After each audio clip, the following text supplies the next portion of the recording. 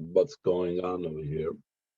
Okay, the Sefer Zohar Parsha Seinu Namar in the Zohar on our Parsha it says Parsha's Pekudai.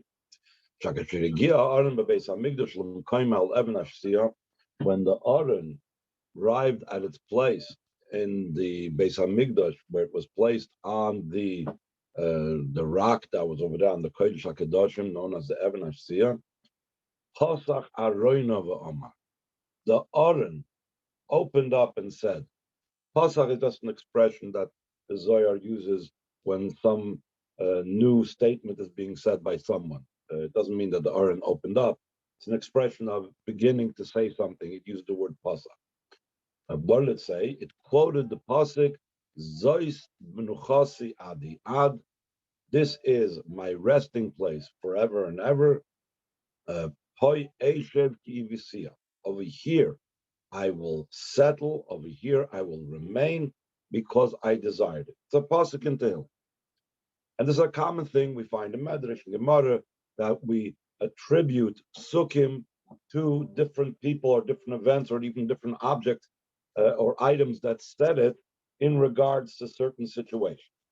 So according to a first opinion in the Zohar, this pasuk in Tehillim was recited by the Aron when it was finally placed in its place in the Beis Hamikdash. Rabbi Yesi said, Haikra pasuk zeh, Knes Yisrael Amra le b'shata di'izbane be'mikdasha v'oil aroin l'asrei. Knesses Yisrael Amra Oisei translates in the Hebrew b'shah shenivra Beis Hamikdash v'aron nichlam kaima. Instead of attributing this to the Aron saying this was Klal Yisrael, Knes Yisrael said this at the time when the Beis Hamikdash was built, and the Aron was put in its place. Reb Chizkiya is a third opinion. Kuchabrichu Amar le'al Knes Yisrael, HaKadosh Baruch Hu Amar Oisei al Knes Yisrael. This is what Hashem said in regards to Knesset Yisrael.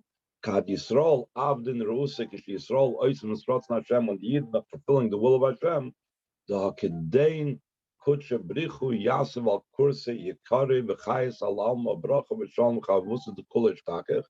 Ki Oz HaKadosh Baruch Hu Yoshev al Kisei Kvoide. Then Hashem sits on his throne of glory, umerachim ala oilam, and he has mercy upon the world. Bracha v'shalom v'avas hakol nimtza, and the blessing and peace and the love of everything is found. Ukedeim Amar, and he says like this: as Amar, zois v'nuchasi adi ad.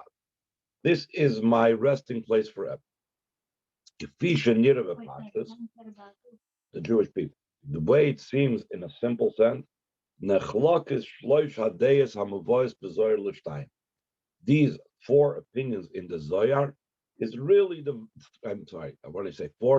three opinions in the Zohar is divided into two things. Stay Hadeyas Rishonis, the first few views, Heim Behesem Lemashmos Apsuka Apshuta Shal Apsukim. These fit into the simple meaning of the Psukim Ha'oiskim Betkufa Sheba Higia Arlim Kaima. And the simple meaning of the Psukim over there in that capital Tehillim, it's referring to the period of time when the Aron arrived in its place. But there's a difference. Is it the Aron saying it, or is it the Yidden saying it? According to the first opinion, Amar HaAron, the Aron says, the Aron was the one that said that this is my resting place forever and ever. Well, the Das Rabbi Yesa, Amra Zais Knes Yisrael. According to the opinion of Rabbi Yesa, this is what Knes Yisrael, the Jewish people, said.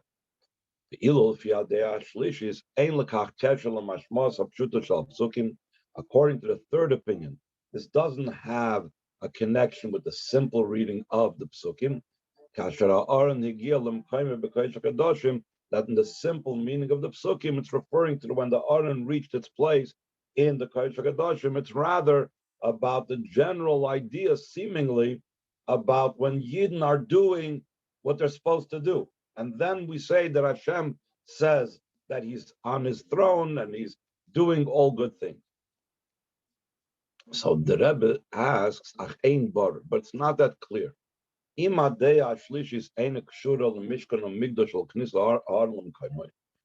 the third opinion is not connected at all to the Mishkan or the Beis Hamikdash and bringing the Aron into its place in the Kodesh HaKadoshim. It's just a general idea about what Hashem says about the Yidden. That's the content of the words of the Zohar over here. So then this third opinion should not have been brought over here. Because over here, in this parsha, the reason why it's brought into this parsha is because it's talking about the Beis Hamikdash, that it's that right away starts off with the word about the Mishkan and so on. Surely there's a lot of different explanations on the pasuk in Tehillim where it says, "This is my resting place." The Zohar is not enumerating all the different fruitions on Zois Menuchasi. The Zohar is only enumerating those that are relevant to this week's parsha. That a parsha talks about the Mishkan. Then the Rebbe brings some more about this. That he says, in addition to this, is concerning the first two opinions. Moving, it's understood. The difference is not only concerning the question who said, "This is my resting place forever and ever," like it's obvious from what's brought down the beginning of this matter in the Zohar. The beauty of the world and its image was not seen in the world until it was built and it was established, the Mishkan, and then the Aron was brought inside the holy place. Uman is chazer cheze the kol ba'alma v'staken alma nira mara hakoil ba'olam. Everything became visible in the world. The huskan. Let's go on to the next page. Ha'olam, the world was set up. The ozli bahu mashkana bahu aroina ba'holchim b'mishkana ba'aron hahu, and they're going with that Mishkan and that Aron. Higia hadavar lahin nekuda. The ihul and the kudash yafen of knife chad with the kulam mekayimishal ashsiya till it reached to that point that's the beauty and the joy of everything, the place of the Evnashtiyam. Even the mata lahasin shegil sham kedain pascha roin as pascha Aron va'amar. When it got to that place, so now the Aron said, "Zois nechasi adiyah." So he's saying like this: what's all of this? This whole lengthy thing of the Zohar. If the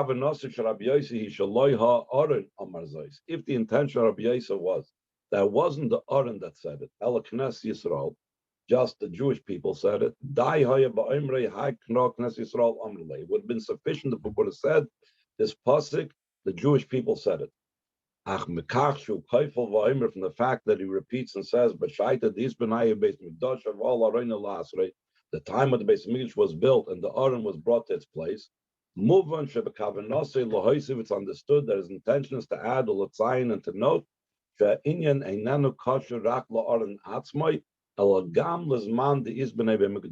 is also connected with the time that the Beis Hamikdash was built. This means to say,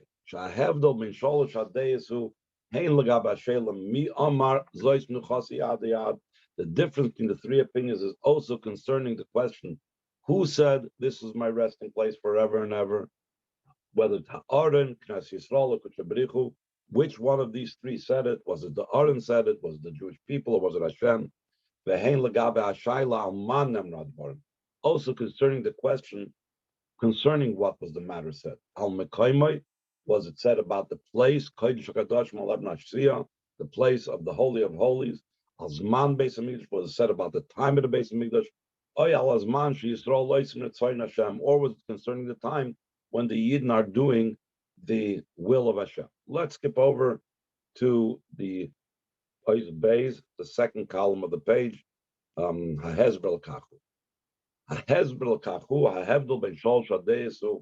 difference between these three opinions is what is primary in the Mishkan of the Beis Hamikdash? According to the first opinion, like the Rambam's expressional language, the main desire in the Mishkan is the place where the Shechina rests, which that's the Aron. Therefore, this opinion holds. The Aron began and said, "This is my resting place forever and ever." When he arrived in his place in the Kodesh HaKadosh, because the Ramban's view is, what is the main purpose of the Mishkan? What's the main purpose of the Beis Hamikdash? The Aron. The Aron is the place where Hashem primarily resided. The Shechina spoke from between the two Kruvim on top of the Aron, etc., etc. There's another view that we're soon going to point out, the view of the Rambam, not the Ramban, that the main purpose of the Beis Hamikdash is the Korbanos. And that's going to fit in with the second view brought down the Zohar before. The Das Rabbi Yesa, according to Rabbi Yesa, Ha'ikir b'Mishkan Mikdash, which Yisrael Makom Kavol Avodas Hashem. The primary thing of the Mishkan of the Beis Hamikdash is that the Yidden should have a set place to serve Hashem. The Lashon Rambam, like the Rambam expressed it, Bayis Mucham Lias Makrivim Boya Karbonis, right at the beginning of Hilchos Beis Abchira, he says we have a mitzvah to build a home that is ready and able, that we should offer in it Karbonis. We celebrate over there 3 times a year by bringing the Karbonis. This goal, the way the Rambam describes it, is it was primarily at the time when the Beis Hamikdash was built, and they brought the Aron to its place. The Yeshli Yisrael, Beis Hamikdash La'avodas Hashem, the Yidden have a holy place, a holy home to the service of Hashem, and similar to that. Therefore, the Jewish people said it, because this is something that now the Jewish people are able to do. The Jewish people are able to bring kabbanas. The Jewish people are able to celebrate over there. So it's not the Aron's comment and saying Zois Menuchas Yad Yad, but it's the Jewish people's comment.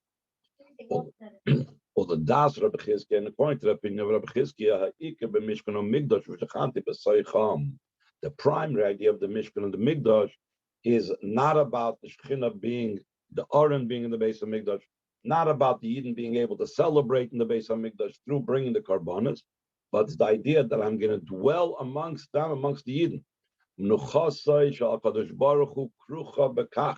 The resting of Hashem is bound up with the fact that he's between and amongst the Bnei Yisrael.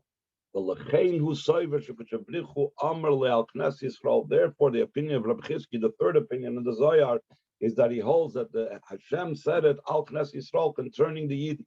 So it's 3 different components that each part of Zohar is trying to explain.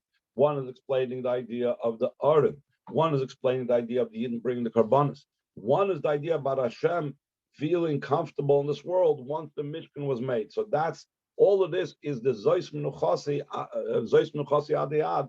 All of this is the meaning of the pasuk. This is my resting place forever. So now the Rebbe essentially says that all of these 3 things is connected, and for that connection, we're going to go on further. Let's skip over to the next paragraph. Ois Gimel. The Inyan Hamikdash yesh b'ofen klali sholosh kufas shoyim. Concerning the Beis Hamikdash, there's in general 3 different periods, 3 different eras. HaMishkan, the time of the Mishkan. Beis Hamikdash, Yerushalayim, Harishon V'Hasheni. The Beis Hamikdash that was in Yerushalayim, both the first and second Beis Hamikdash. And then there's Beis Hamikdash Shalasa, the future Beis Hamikdash Habayis Hashlishi, the third Beis Hamikdash. Ukifi shemuzbar v'nirmas gam b'divrei Chazal al Scholas Parsha Seir. Like it's explained and hinted also in the words of our Chazal, on the beginning of our Parsha. Eile Pekudai HaMishkan, Mishkan HaEdus. Many Mefarshim ask this question. Why does it say twice the word Mishkan? It say Eile Pekudai HaMishkan HaEdus. Why Eile Pekudai HaMishkan, Mishkan HaEdus? Mishkan, Shnei Pamim. It says the word Mishkan twice. Remez leMikdash, it hints at the Mikdash and Nismashkin b'shnei Charbanim, that it was taken as collateral in the 2 destructions of the Beis Hamikdash. In other words, when a person defaults on a loan, so then they will collect the collateral for the loan. The same thing, the Yidden are kaviyachol indebted to Hashem because of whatever we have not fulfilled our obligations towards Hashem. So Hashem took and collected from the first Beis Hamikdash, the destruction of the first Beis Hamikdash, and he collected also his collateral in the second Beis Hamikdash. Yoitze comes out, pasuk medaber kam oidos, that the pasuk is talking about over here. Ein mikra yoitze medei pshutei oidos MIshkan. The pasuk in the literal sense is not talking about the two Beit Hamikdashes that will be destroyed later on. Literally reading the pasuk, we're talking about the Mishkan. Beis beremez oidos Hamikdash in his mashkan. In a hint, it also speaks about the Beis Hamikdash that will have been taken and collected as collateral, which means, so it's talking about the second period as well. The Beis Hamikdash in Yerushalayim, the first and second Beis Hamikdash. Umemela gimel gam oides Beis Hamikdash alasid. Therefore, it is automatically also talking about the future Beis Hamikdash. What does that mean? This is the way the Rebbe always turns things over into a positive. If you talk about the when we read the simple sense that the Beis Hamikdash was destroyed, that's why it says twice the Mishkan. But when you talk about something being taken as a mashkan, something being taken as a mashkan means you're taking something, you're collecting something in halacha as a mashkan, you're holding something in collateral to be returned at the time that you'll pay back the debt. It's not just you're collecting the collateral and you're going to keep it. The same thing, the destruction of these two Beit Hamikdashes is only called a mashkan, which a mashkan in halacha is not meant to pay back a debt. It's a little bit wrong by translation, collateral, because mashkan in halacha, we'll soon explain, is only something you hold on temporarily to ensure that the debt is paid back. Whereas in collateral, in the normal legal sense is, let's say a person takes out a mortgage on their house, they can't pay the debt to the bank, so then the bank will collect the house and that's it. But that's not what we're talking about over here. Here we're talking about that the mashkin is only something being held temporarily. Therefore, since we're talking about the Beis Hamikdash that was being taken twice as collateral or a mashkin, this also hints at the fact that it's going to be returned to us with the third Beis Hamikdash. All of what I just now said is really the next paragraph or two. Mishum pasuk nirmas churban Hamikdash b'bitei Mishkan shenis mashkin. Since in this pasuk is hinted the destruction of Mikdash with the expression Mishkan from the word that it became a mashkin. Muvon shamashmoy so churbanin einana to Beis Hamikdash harishon v'asheni she'oisem koilol hapas keachad remez lemikdash v'nis mashkim shnei churban mizbat chashalom. It doesn't come to teach you that when it says destruction is only trying to tell you about the destruction that somehow or other the Beis Hamikdash will cease to be. But rather it's trying to teach you that the churban is in a way of a mashkin. Hamashkin yoytzem rishus hamloive v'nimtza etzel hamalve ba'ofen zmani. A mashkin leaves the possession of the borrower and is taken into and held by the lender temporarily. Emphasis on the temporarily. At the end, it will be returned to the borrower. So too in our topic, that the first and second Beis Hamikdash was only taken as a mashkin in the two destructions, and afterwards he will return to the Jewish people. Beis Hamikdash, the third Beis Hamikdash of the future. So essentially, what we just now had over here is that in the beginning pasuk of our parsha, that was the main point that I want to bring out. We have the hint, and we have included in it all three eras that we spoke about before. There's the Mishkan era, there's the two Beit Hamikdashes that were in Yerushalayim era, and the final Beis Hamikdash that will be built with Mashiach's coming. Oizdal. Hevdel ben Husan ben Shloish Tol Shloish Sen Yarma Lalu. Mishkan Mikdash and Mikdash Shalasidu. The difference in the very aspect and the very matter of what these three things are. The Mishkan and the Mikdash and the future Beis Hamikdash is the Mishkan Hiskaima Beike Vereshis Lakoil Menuchas Hashchina Shi'ar. The Mishkan was primarily fulfilled, first and foremost, the residing and the resting of the Shechina, which is the Aron. Something that did not take place beforehand. For example, Karbonis existed before the Mishkan was built. As they brought Karbonis at Har Sinai, they brought Karbonis in preparation for Matan Torah, after Matan Torah, and so on. So there was nothing novel. In other words, the Mishkan did not bring the Karbonis into being. But the Mishkan finally brought that there was a place for the Aron. Yoiser Mekach, even more so, HaMenucha, the resting, Menuchasi Sheba Aron, my rest that's in the Aron, Hiskaima Ba'oifen Kavua Be'ikr Be'Mishkan. It was fulfilled in a set and established way, primarily in the Mishkan. Sheboy Hoya Aron B'Mekayme B'Meshach called Kufas Kiyama Mishkan. But then the Aron was in its place throughout the entire period of the existence of the Mishkan. While still in Bate Hamikdash, when it came to the second Beis Hamikdash, we know there was no Aron. It was hidden still from the times of the first Beis Hamikdash. And the first Beis Hamikdash, the Aron was not there for the entire period of the 410 years that the first Beis Hamikdash stood.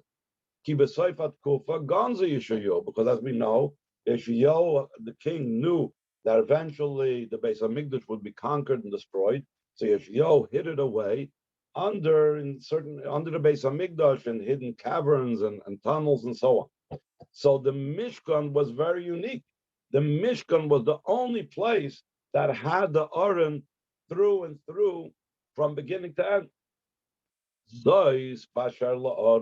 This is concerning the Aron.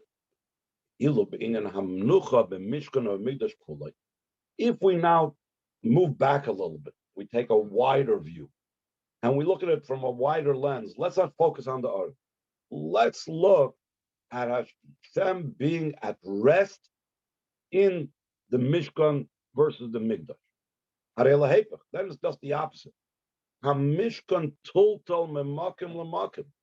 The Mishkan was moved from place to place to such a degree, hu nikra oyel.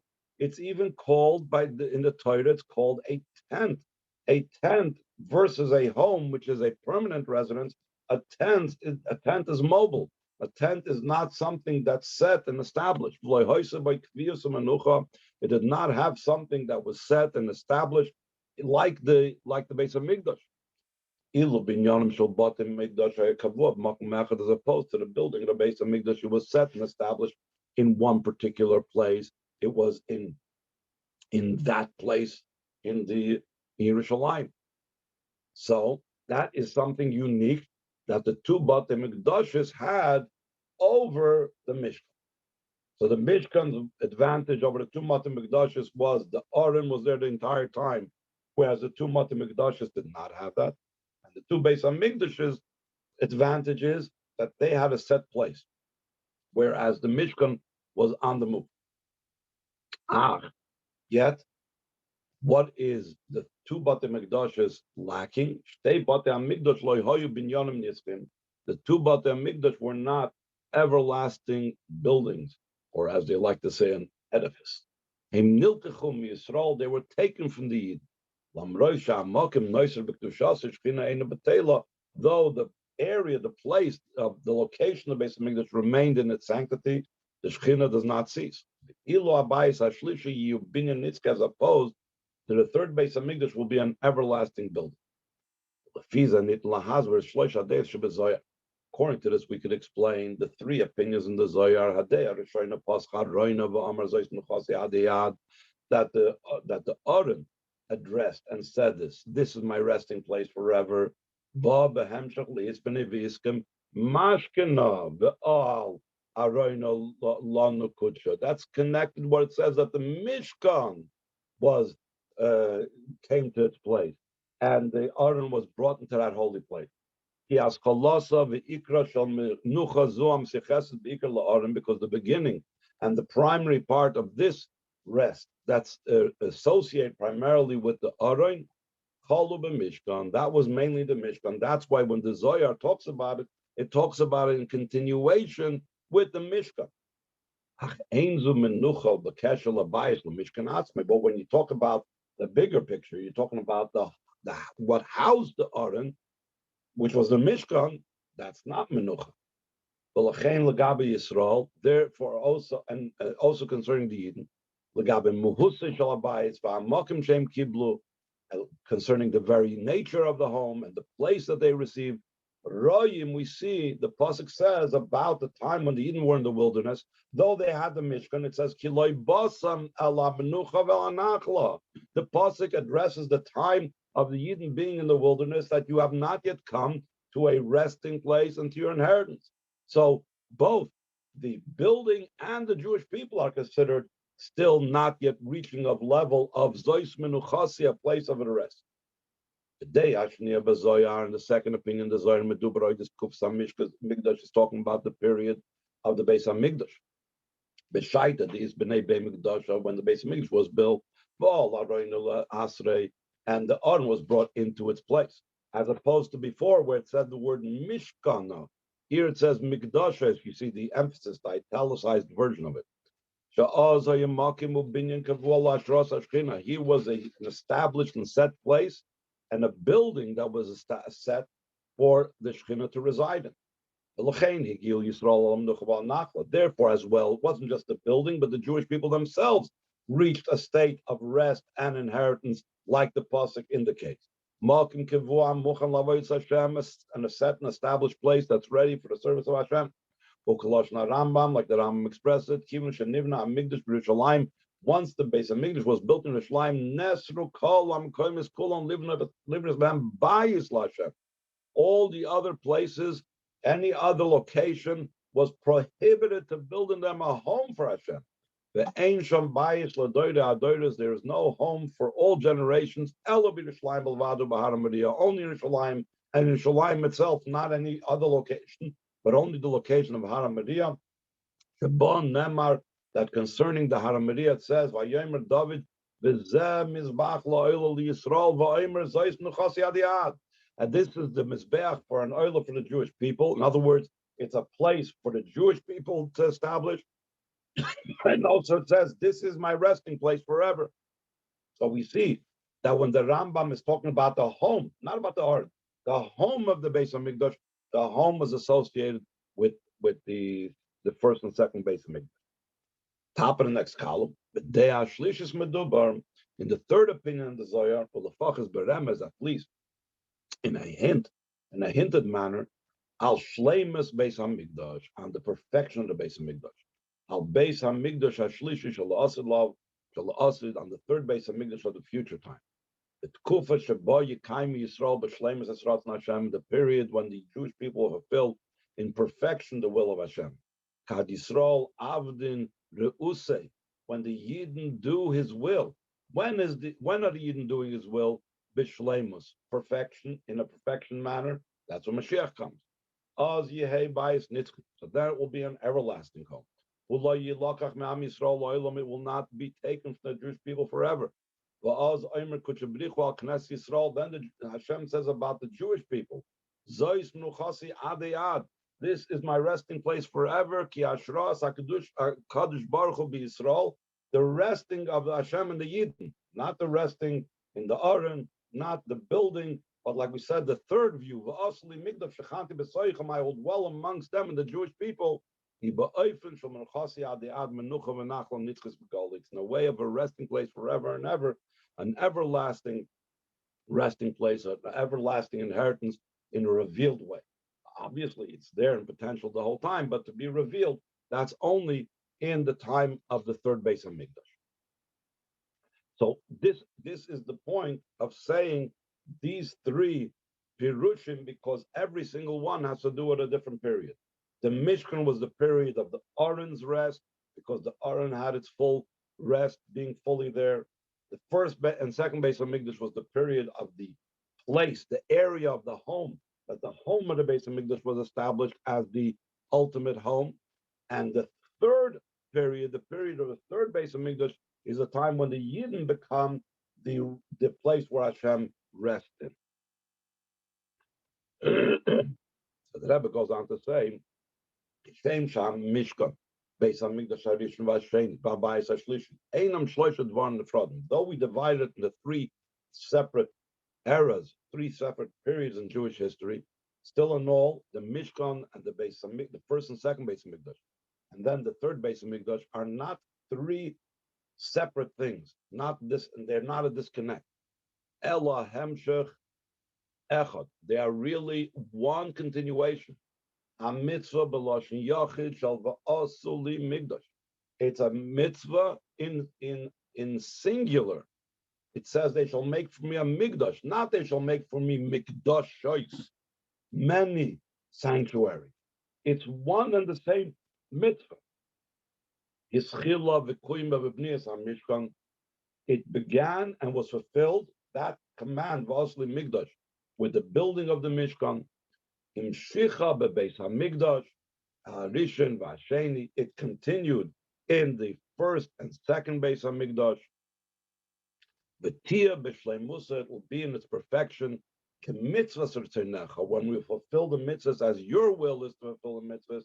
In other words, fulfill the mitzvahs in the ultimate manner. V'binyan habayis hashlishi b'mheir v'meinu amin. In the building of the third Beis Hamikdash, in a way that it's can be speedily in our days. Amen. So then the Rebbe says, Kach gama protim hamudgashim bezoyar. So to the matters that are emphasized in the Zoyar, hamenucha bekesher la'aron, Beis Hamikdash, Knas Yisrael, kuchebrichu, the resting concerning the Aron, the place of the Beis Hamikdash, Knas Yisrael, Hashem, einam dvarim nefrodim alahem shech echad. They are not separate matters, but they are one continuation. Let's skip a little bit.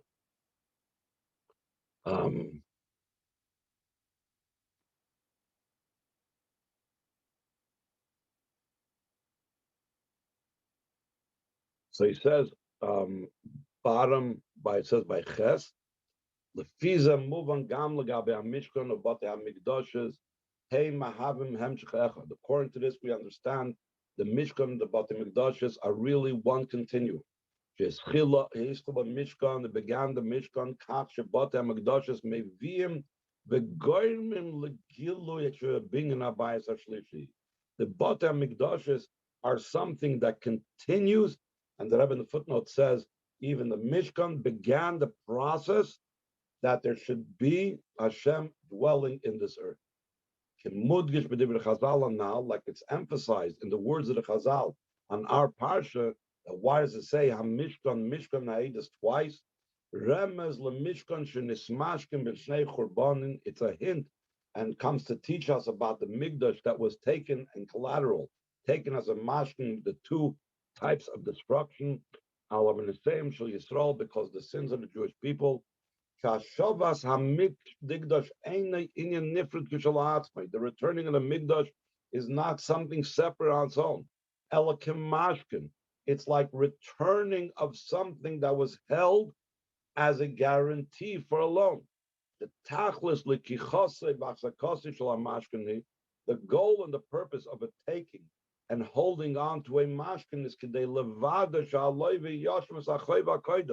is to ensure that the borrower will return the previous debt. So it's in the taking of the mashkin, it's hinted that the return of it is one thing. So when the Eibishter is going to build the third Beis Hamikdash, it's about not something new. It's going back to the status quo of before. The very fact that the first and second Beis Hamikdash were taken as a mashkin, that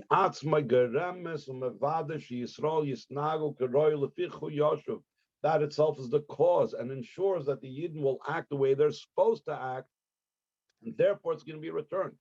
Just like in a simple sense of a mashkin.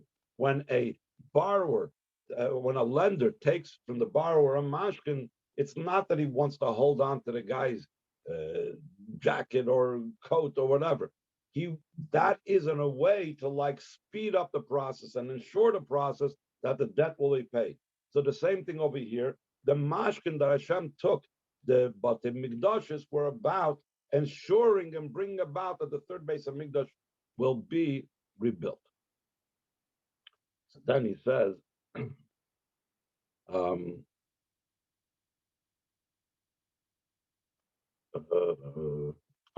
let's skip a little bit further.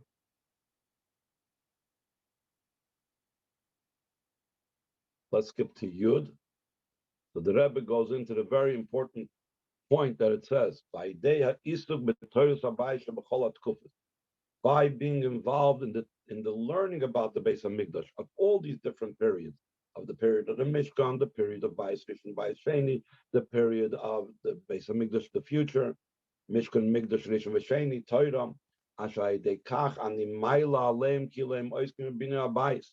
So the Chazal say that the Eibishter says that when Yidden are learning about the Batei Mikdashes, I consider it as if they're actually building it.